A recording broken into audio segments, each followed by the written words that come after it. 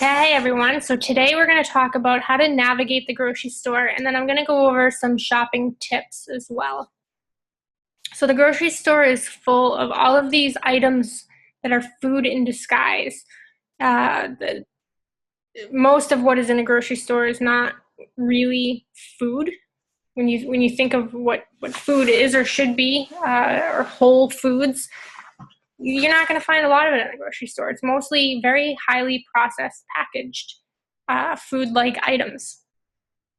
So when you're going to the grocery store, you want to try to avoid temptation of all of those food-like items and stick with the whole food items that you really need and want to be eating. So plan your meals ahead of time. If you know what you're going to be eating for the week and have those meals planned out, then you'll know exactly what you need to get from the grocery store. And make a list. Make a list and stick to the list. I always bring a list with me and check it off. It's when we wander around those aisles aimlessly and just kind of stare and look and see what's on the shelves that we get into trouble, because then we see all of these different food-like items that we're tempted by. So plan your meals ahead of time, which will help you to make a list. Make your list, stick to it. Shop the perimeter. The perimeter of the grocery store is where all of the whole food items are going to be for the most part. So think about, you've got your fruits and vegetables in the produce section. Your meats are along the outer side. Dairies along the outer side. So your whole foods are going to be all along the perimeter. You might find there are some ingredients that are in the middle aisles that you may need. There's some spices in there and whole foods that you would find in the middle aisles, frozen vegetables, frozen fruits. Read labels when you go. I did a video already on reading a food label, how you should read the food label and what to look for.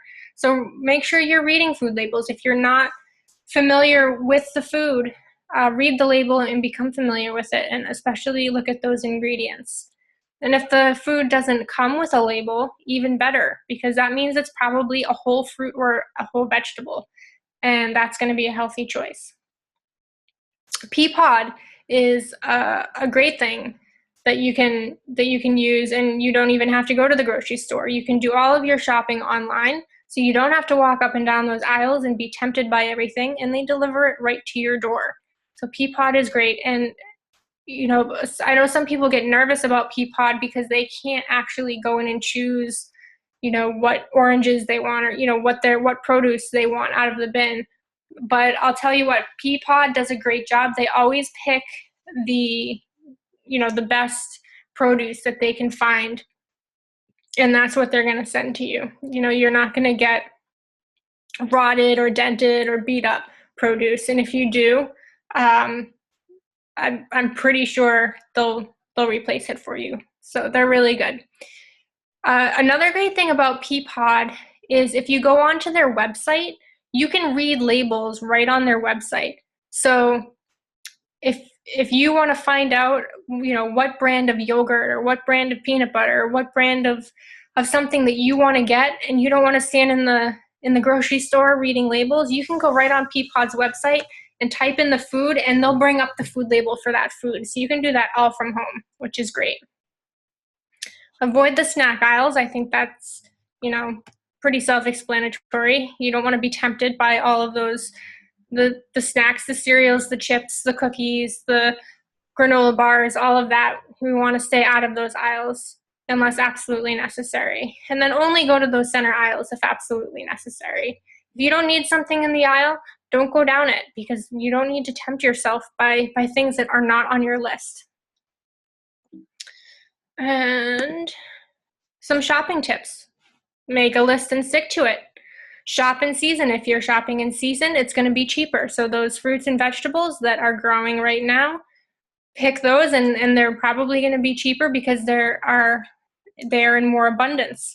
There's lots of things. If you're not sure what's in season in your area, you can go online and just Google it. Just say, fruits that are in season in Massachusetts, or vegetables that are in season in Massachusetts in November, and you'll be able to find it. I have a nice list on my refrigerator it's a nice chart that tells you when the different foods are in season. Find your local farmers markets and farms. That's a great way, you're supporting your local farmers, which is great. And usually you're going to be getting organic fruits and vegetables and other foods from your farmers markets. Even if they're not certified organic, I would talk to the farmer and ask them, because it's very expensive for a farm to get that certified organic mark. They have to pay a lot of money to get that. So a lot of those small farmers can't afford to go certified. But talk to them and talk about their practices. Ask them if they're using pesticides or chemicals. Ask them what they're feeding their cows and their chickens. Ask them if they're using hormones. Find out what they're using, and support the farmers market. If you live in I'm in Rhode Island. If you live in the Massachusetts or Rhode Island area, in the winter, there's a winter's farmers market in Pawtucket on Saturday mornings and Wednesday evenings. And it's at the Hope Artist Center, and it's amazing. There's tons and tons of local local farmers there.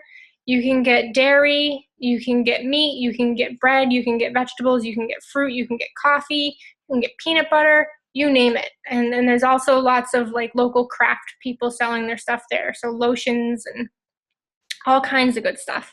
So if you want more information on that, just message me and I'll get you that info. Choose local and organic when you can. So that just feeds off of the local farmers markets and farms. Another thing with a lot of local farms, they have what's called the CSA, which is Community Supported Agriculture. And how that works, usually with most farms, how it works is you pay a certain amount every season, and you get a share every week of whatever they're growing. So if they have a good season, you're going to get a lot in your share. If they're not having a great season, you're not going to get so much in your share. But it's just basically buying a share in the farm, and then they're sharing what they're growing with you. It's a great way to try new vegetables as well. Organic does not always mean healthy.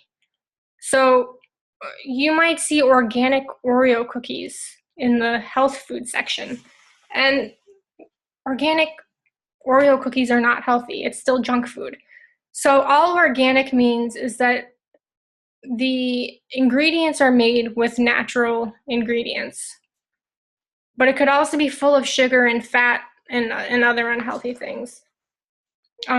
So get out of the idea that just because you're buying something that says organic on it, that it's a healthy food. Frozen is a great option. If something is not in season, buy it frozen.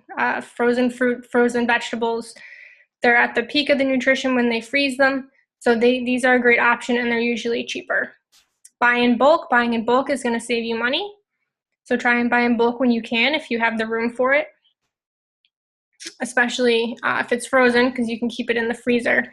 If it's produce and you're buying in bulk, make sure that it's something that you can eat it before it goes bad, or you can freeze it if it's about to go bad.